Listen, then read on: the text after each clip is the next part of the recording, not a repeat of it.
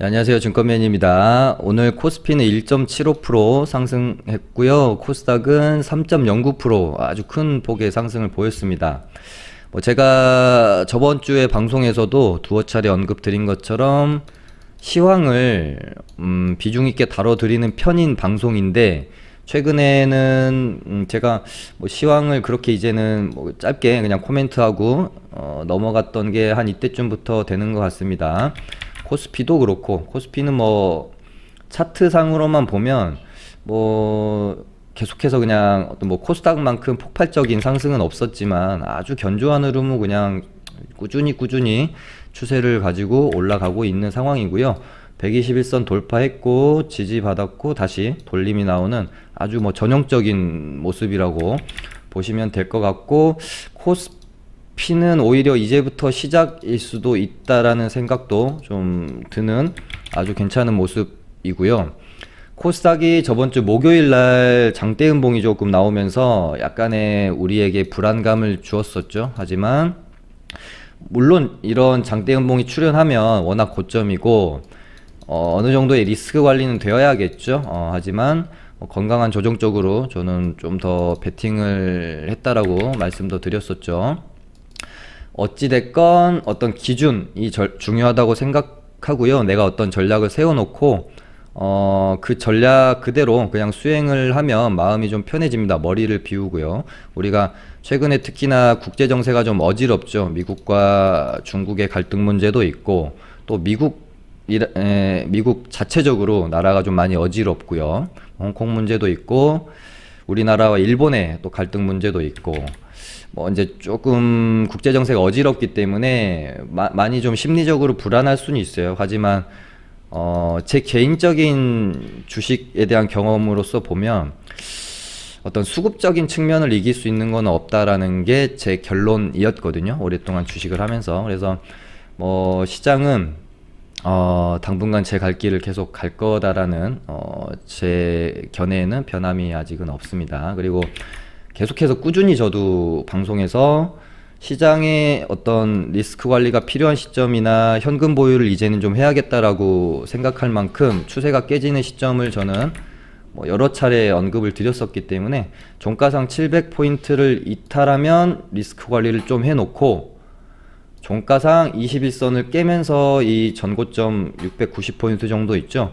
여기를 완전히 시원하게 이탈하는 모습이 나오면 그때는 현금 비중을 많이 늘려놓고 조금 관망이 필요하겠다라고 저도 전략을 세워놨기 때문에, 내가 세워놓은 전략이 700을 종가상 이탈을 하면 이제 리스크 관리를 하는 거잖아요. 근데 종가상 이탈하지 않았다면 그냥 그대로 가는 거죠. 그래서 저희도 코스닥 목요일날, 저번 주 목요일날 장대 음봉이 나오면서 시장에 상당한 그 두려움이 있을 때 저희도 리스크 관리 차원에서 비중 조절을 조금 하긴 했습니다만은, 시장 때문에 완전히 리스크 관리를 했다라기보다는 원래도 좀 손절에 대한 생각이 있던 종목들을 그냥 조금 더 이르게, 그러니까 장이 좋으면 이런 조정도 없이 계속 가면 손절 고민을 할 수 있는 것도 시장발로 우리가 조금 버텨서 손실폭을 줄일 수 있는 부분이 있기 때문에 버티는 건데, 이런 어떤 조정 구간이 나왔기 때문에 원래도 손절할 종목을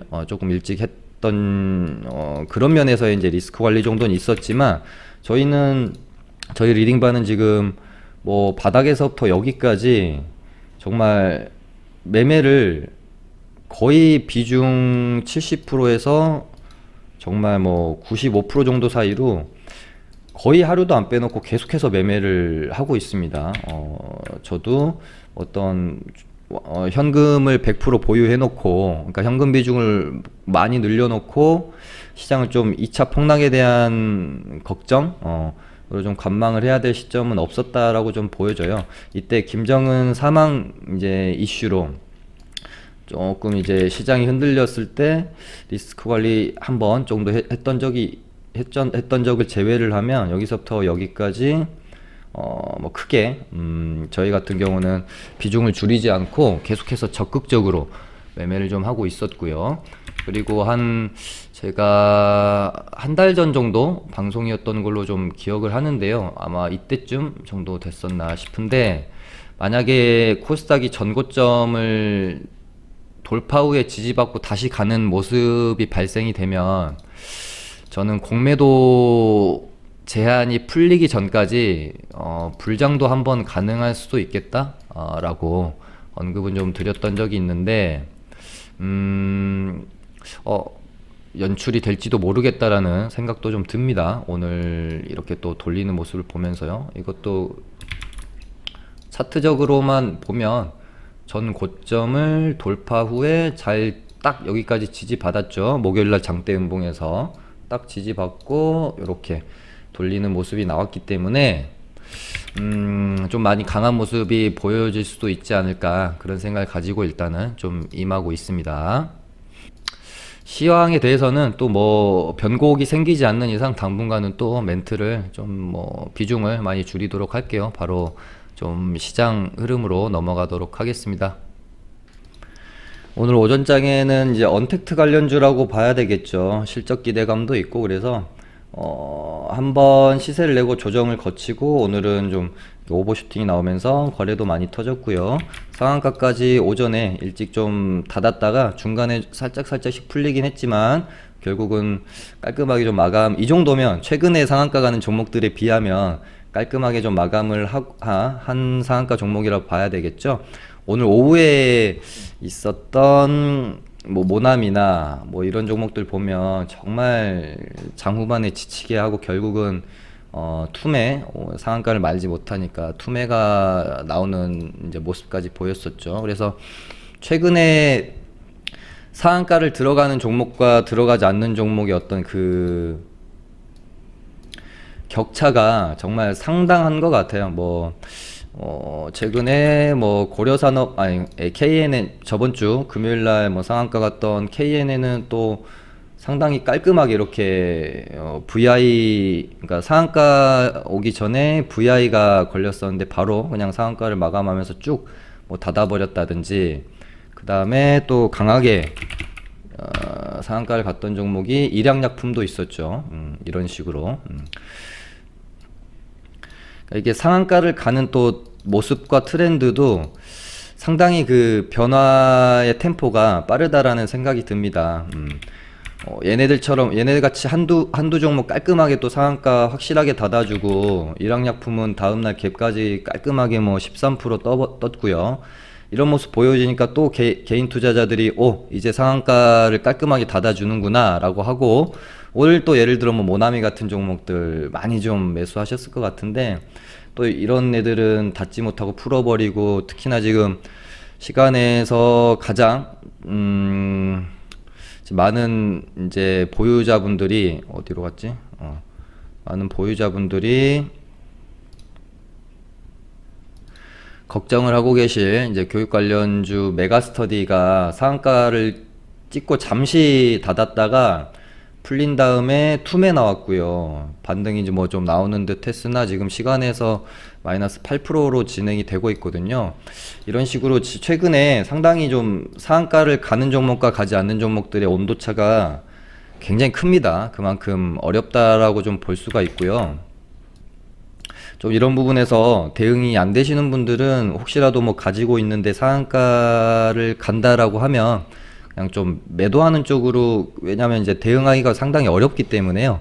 매도하는 쪽으로 좀 하시면 좋을 것 같고, 그 다음에 요즘은 최근에는 이제 상한가 따라잡기 하시는 분들도 상당히 많더라고요. 개인분들도. 근데 이 상한가 따라잡기는요, 이 주식시장에 존재하는 어떤 기법 중에 가장 고난이도입니다. 그만큼 먹을 때 아주 쉽게 큰 폭의 수익을 주기도 하지만 정말 순식간에 큰 손실을 주기도 하거든요. 이게 상당히 어렵습니다. 그래서 최근에 이제 안 그래도 우리가 뭐 이렇게 말씀드리면 기분이 좀 나쁘실 수도 있지만 주린이 분들이 상당히 늘었잖아요. 이번 폭락장 때 안 하던 분도 다시 주식을 하시게 됐고, 그러니까 그만뒀던 분들도 다시 하게 되신 분들도 많고, 아예 주식을 모르시던 분들도 하게 되신 분들도 많고, 우리가 주식시장에 들어올 때는 누구나 다 처음에는 삼성전자부터 살려고 들어오셔요. 그러다가 자기가 가진 자본 대비 얻을 수 있는 수익에 대한 폭 수익금에 대한 어떤 게 부분이 한정적이기 때문에 점점 뭐 이제 중기 투자로 돌아섰다가 그 다음에 또 스윙으로 가고 그러다가 또 단타로 들어오면서 이제 테마주라는 세계에 발을 들이는 코스죠. 사실상 주식을 하시게 되면. 그러다 보니까 그런 가운데서 또 장이 좋고 때가 맞을 때는 방금 말씀드린 이제 상한가 따라잡기라는 기법을 해서 큰 수익을 아주 쉽게 얻어낼 수 있는 기법이기도 하기 때문에, 그러니까 잘 때가 맞으면. 하지만 정말 가장 어려운 또 기법 중에 하나이기 때문에 본인이 주식 시장에 대한 큰 뭐 많은 경험이나 이런 부분들이 없다라고 하면 정말 하지 말아야 될 기법 중에 하나라고 생각을 합니다. 그래서 저도 앞으로는 반대로 저는 가장 즐겨하는 기법 중에 하나가 상따거든요. 그래서 방송에서 예전에는 언급도 많이 드렸었는데 이제는 저도 이 부분을 언급을 안 드리려고 합니다. 괜히 제 방송 보고 따라 하시는 분들이 많이 계실 것 같아서 앞으로는 상따에 대한 언급은 하지 않도록 하겠습니다. 아무튼 일단은 삼천리 자전거 같은 경우는 내일 뭐 오전장에 오늘 상한가를 간 종목 중에, 그러니까 어느 정도 거래 대금도 터지고 개인 투자자들이 많이 좀 보고 있던 종목 중에는 삼천리 자전거만 상한가를 가고, 오히려 모나미나 메가스터디는 상한가를 좀 가지 못하는 모습이었죠. 모나미 같은 경우는 아까 말씀드린 뭐 이제 일본 이제 지소미아 문제, 일본과의 갈등 문제가 다시 부각되면서 오늘 좀 급등이 나왔는데 뭐 상한가까지는 못 들어가는 모습이었고요.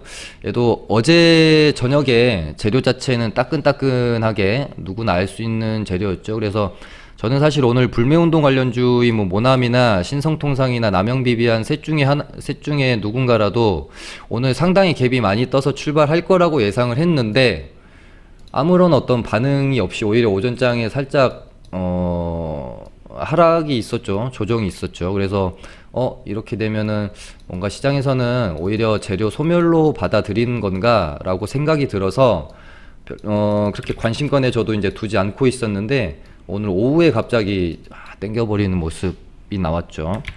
그러니까 재료 매매 많이 하시는 분들은 이 모남이나 뭐 불매운동 관련주 좀 수익이 좀 있으셨을 것 같고, 이것도 뭐 일본과 계속해서 뭔가 갈등 구조에 따라서 앞으로 시세가 좀 더 날지 아니면 뭔가 어찌됐건 한번 예전에 나왔던 재료이기 때문에 저도 이 매매를 할 때 우리가 지금 코로나 정도의 메가톤급 그 테마가 아니면 저도 재탕 테마를 그렇게 선호하는 편은 아니거든요. 항상 그 새롭게 생겨난 따끈따끈한 테마들에서 매매하는 걸 저는 좋아하고요.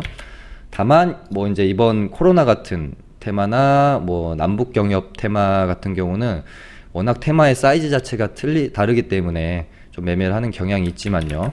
그런 의미에선 오늘 모남이랑 메가스터디 같은 경우는 뭐 비슷한 맥점이라고 보시면 될 것 같아요. 물론 모나미가 훨씬 낫죠. 온라인 교육 테마는 너무 많이 우려 먹어졌던 테마여서 저는 그냥 별로 그렇게 관심권에 두지 않고 있었고, 특히나 뭐 이제 등교 연기 소식이 다시 한번 있으면서 YBM넷이 장 후반 정도에 조금 슈팅이 좀 나왔는데 이러고 나서 갑자기 메가스터디가 급등을 하는 모습. 근데 YBM넷은 원래 대장이었던 YBM넷은 오히려 별로 그렇게 반응이 없는 모습들을 보면서 이거는 약간 좀 설거지 느낌도 지울 수가 없다, 그렇게 좀 저도 개인적으로는 생각이 들었습니다.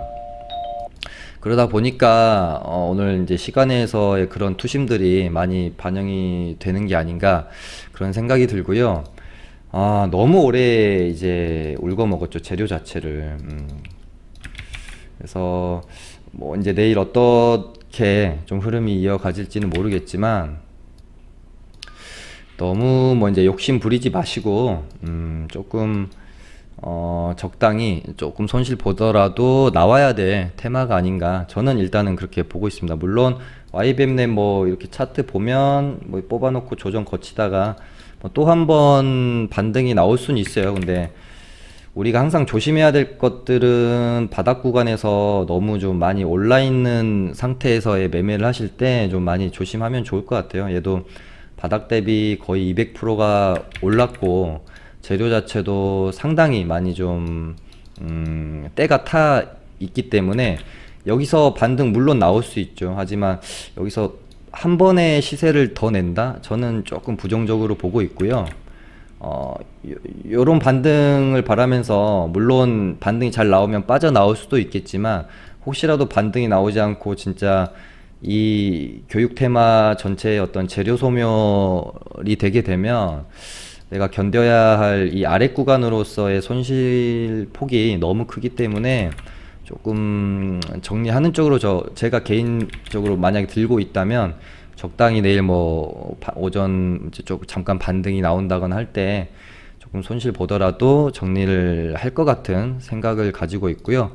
모나미는 조금 이제 반대죠. 얘 같은 경우는 물론 재탕 테마긴 하지만 그 재료로서 아직 살아있기 때문에 얘네 같은 경우는 혹시 홀딩하고 계신 분이 있다면 조금 더 그 등락폭을 좀 기대해 볼 수 있지 않을까 생각은 하면서 저도 이제 조정이 나오면 괜찮은 매수 구간을 잡아서 노려보려고 생각하고 있는 테마들이고요. 그 다음에 저번 주 금요일에는 뜬금포로 아주 강했던 홍정욱 관련주인 KNN 이 대장이라고 보시면 되겠죠. 그러니까 이낙연, 그러니까 여당 쪽에는 이 뭔가 좀 독보적인 뭐 향후 대선 후보가 있잖아요. 이낙연이라는. 근데 지금 야당 쪽에서는 인물이 지금 전혀 없기 때문에 이거에 대한 시장에서의 기대치가 상당히 클 수 있습니다. 그래서 뭔가 새 인물을 원할 것이고 뭐 유승민 같은 테마도 뭐 시간에서 한번 잠깐 떴다가 죽어버렸잖아요. 이제 유승민 씨도 어떻게 보면은 좀 상당히 뭐 시장에서는 새 인물로 바라보긴 좀 그렇죠. 뭐 유승민, 안철수 다 마찬가지죠. 홍준표. 그나마 조금 새롭게 바람을 일으킬 수 있는 인물이라고는 이제 홍정욱 씨 정도 있기 때문에 뭔가 테마 자체가 힘을 발휘한 거다라고 볼 수 있고요.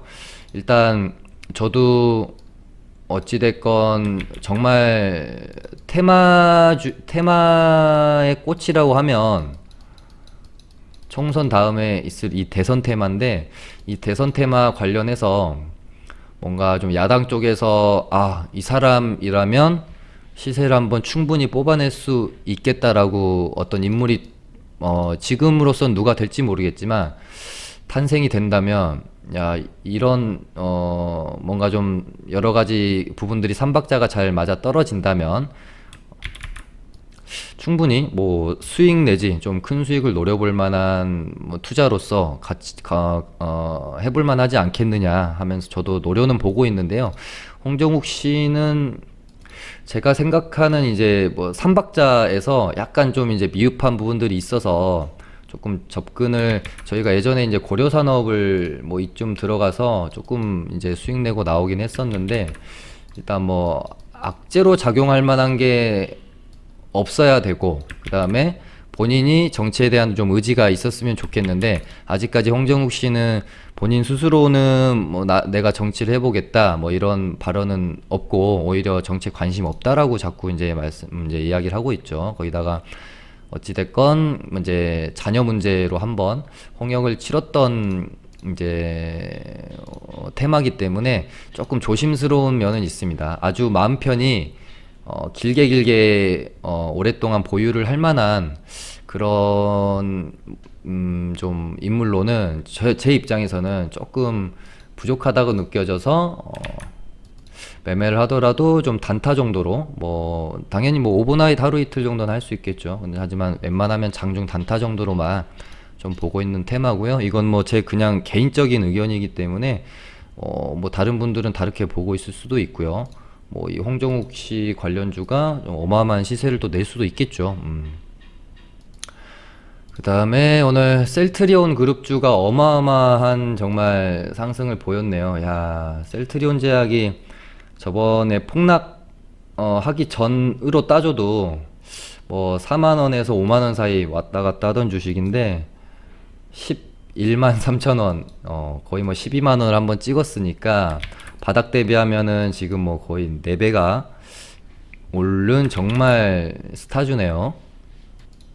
일단 셀트리오 그룹 전체적으로의 어떤 실적에 대한 기대감도 있었고, 거기다가 뭐 이제 원래는 뭐 매년 주총 때마다 서정진 회장이 하는 이야기라서 이번에 이때였나요? 합병 이야기 나온 게.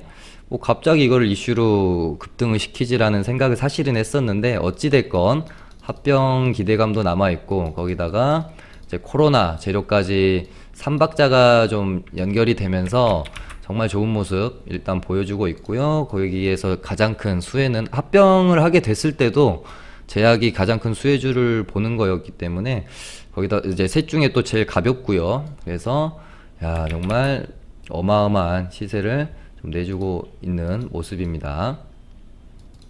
뭐 저번 주 금요일 날 뭐 돌파 매매 좋아하시는 분들은 거의 정말 딱 맥점인 자리였죠. 이렇게 한번 저항대 만들어 놓고 이렇게 다시 한번 고점에 가져다 놓는, 이 돌파 매매가 이제 성공을 하게 되면 거의 정말 아주 순식간에 좋은 수익을 노릴 수 있는 또 기법이긴 하지만, 실패를 하게 되면 맞고, 예를 들어 이런 뭐 이제 이런 구간에서 돌파 매매는 좀 그렇지만, 맞고 떨어지면 또 최고점 매수가 될 수 있는 돌파 매매 또한 아까 말씀드린 이제 상한가 따라잡기 기법 다음으로 상당히 좀 어려운 기법 중에 하나입니다.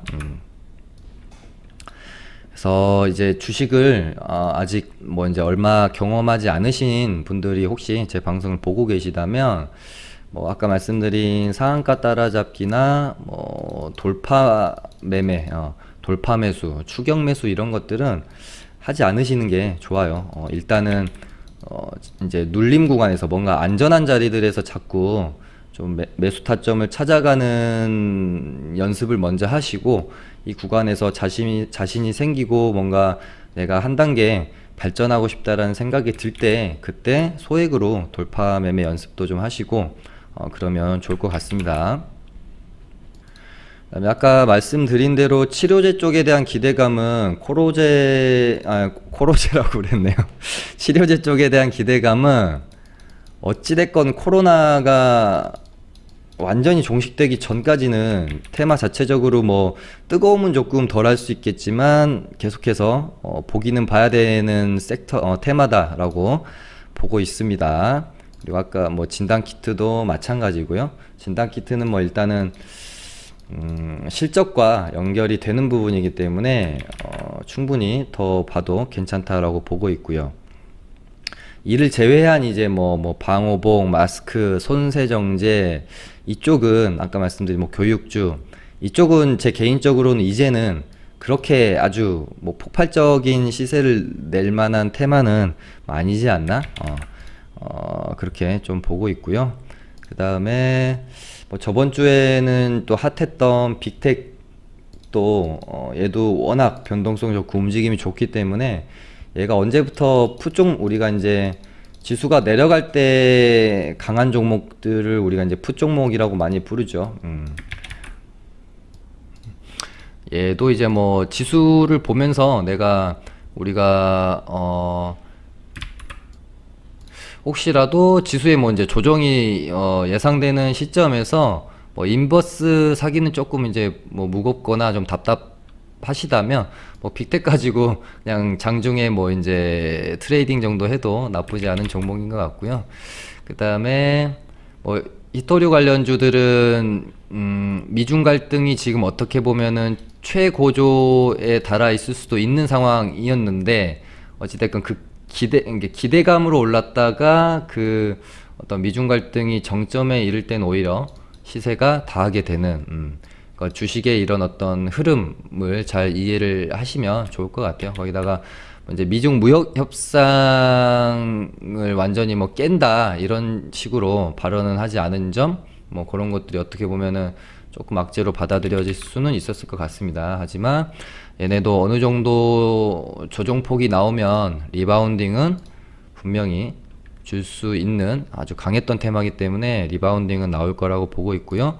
그 리바운딩이 나오는 시점이나 타점은 저도 지금 좀 보고는 있는데 단기 과열을 좀 잘 매매를 안 하는 편이어서, 근데 대장들이 다 지금 단기 과열에 들어가 있죠. 일단 좀 고민은 저도 좀 하고 있는 그런 테마고요. 그 다음에 한진칼은 저희도 꾸준히 계속해서 매매를 하고 있는 종목이고요. 일단 저는 이 10만 원을 이때 한번 넘겨는 놨지만 완전히 안착하는 데는 실패하고 좀 큰 조정이 나왔다가 다시 한번 10만 원을 한번 터치하러 가는 어떤 과정에 있다라고 저는 좀 보고 있습니다. 그리고 이 어떤 지분 싸움에 대한 재료는 쉽게 끝이 나지 않을 거기 때문에 얘는 뭐 계속해서 관종으로 좀 놓고 보시면 될 것 같고요. 그 다음에 DPC는 조금 더 저는 흐름을 지켜본 다음에 공략을 좀 해볼까 좀 일단 보고 있는 종목이긴 해요. 얘도 한번 뽑아놓고 죽였다가 요 정도 거래가 많이 일어났던 이 정도 가격대에서 한 번 더 슈팅이 나왔는데 이때 전고점을 뚫지는 못했죠. 요렇게 여기 맞고 떨어졌고, 여기서 이제 가격을 다시 한번 지지를 시키고 돌려나가는 흐름이 포착이 되면 그때는 한번 접근을 해볼 수 있지 않을까. 근데 얘가 여기서 이런 식으로 툭 떨어지면 그 다음에 만원대 지지협을 확인해야 될 거고요. 그러니까 툭 떨어지면 접근을 조금 보류를 해야 되겠죠. 그러다가 만원까지 깨는 흐름이 나오면 이때는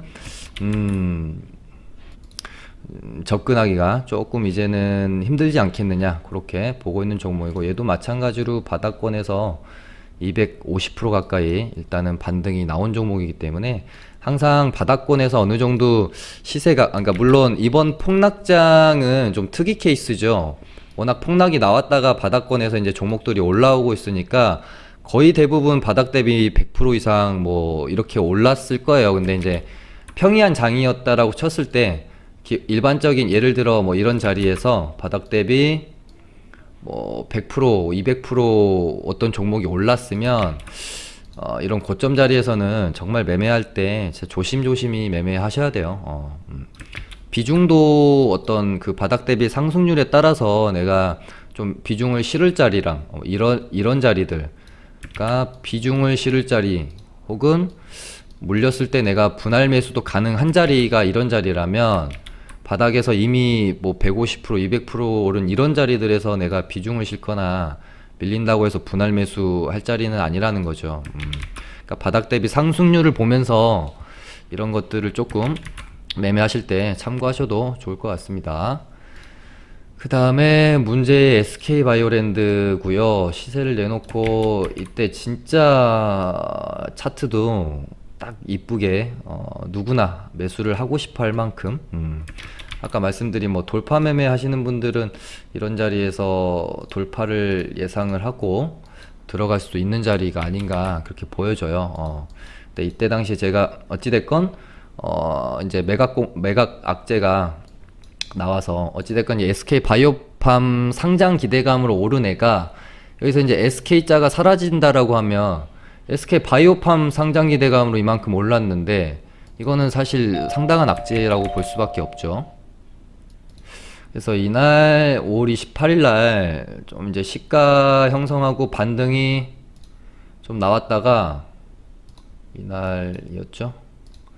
시가에서부터 뭐 한 5% 정도 반등이 나왔다가 그 다음부터 이제 쭉 밀렸는데, 사실상 제가 이날 좀 유익 있게 봤던 거는 예전에 남선알미늄이랑 몇몇 종목 그 리뷰해 드리면서 한 두어 차례 말씀드린 적이 있어요. 그때 제가 이거는 이제 잠정치 같은 경우는 장 중에도 확인이 되잖아요. 정확한 수치가 안 나올 뿐이지.